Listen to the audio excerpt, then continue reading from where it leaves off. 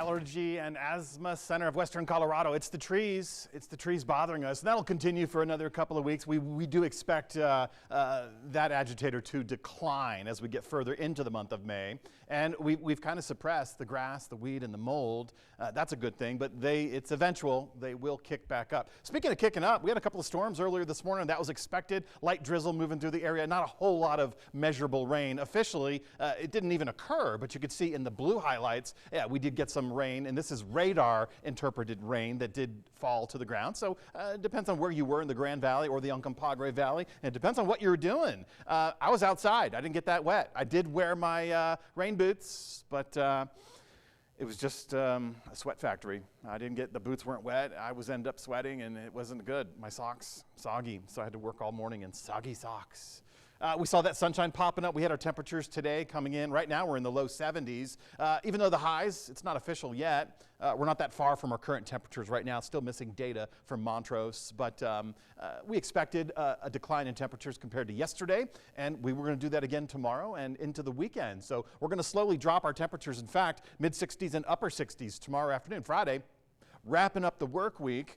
On a note that is substandard. Those temperatures for Grand Junction, that's a couple degrees shy of where we should be for this time of the year. So maybe that's something you're into, a little bit of cooling occurring. I'm not going to use the chilly word or the cold word, just some cooling of the temperatures.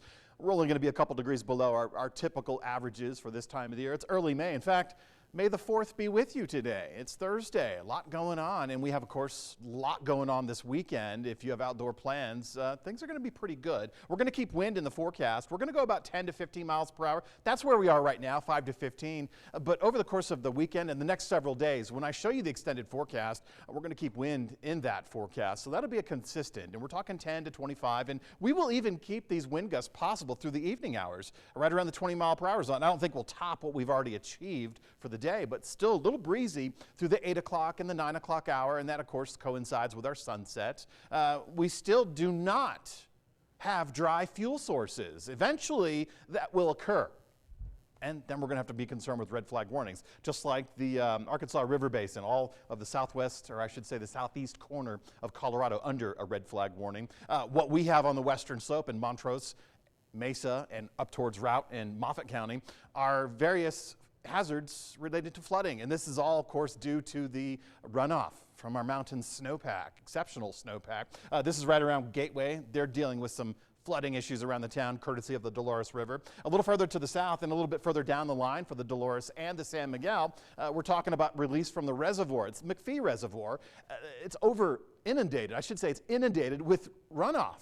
So they have to release that, and by default, those rivers I just mentioned, get a little wider, get a little faster. Please don't drive through any low-lying roads that you were previously comfortable doing so during dry conditions, because now all that extra water, especially this year with a lot more water available, we could see some of these roads deteriorating underneath, and you can't know. You won't know. And of course, driving through it, the best thing to do is just turn around. And you'll save a lot of trouble for a lot of people. Craig, Rangeley, Meeker, flood watch, minor flooding issues. We don't have a whole lot of opportunity for rain showers this evening. In fact, radar sweeping clear. Most of the activity is going to remain in the northwest corner of Colorado. So still some isolated pop-up showers and storms. It was all because of that low pressure system. The low pressure system off the west coast is slowly migrating through Nevada, Utah, Montana. So that's going to clip further to the north in the next couple of days.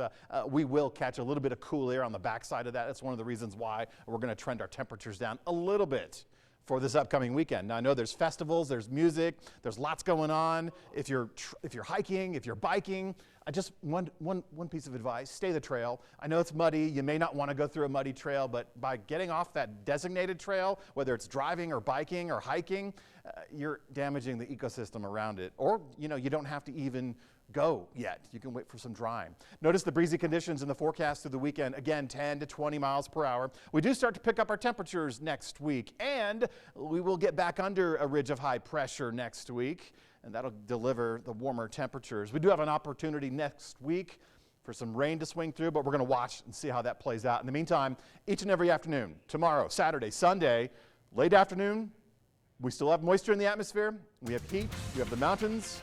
Two great lifting mechanisms to get these isolated pop-up storms. Pop up, drop down, move on. That's about it.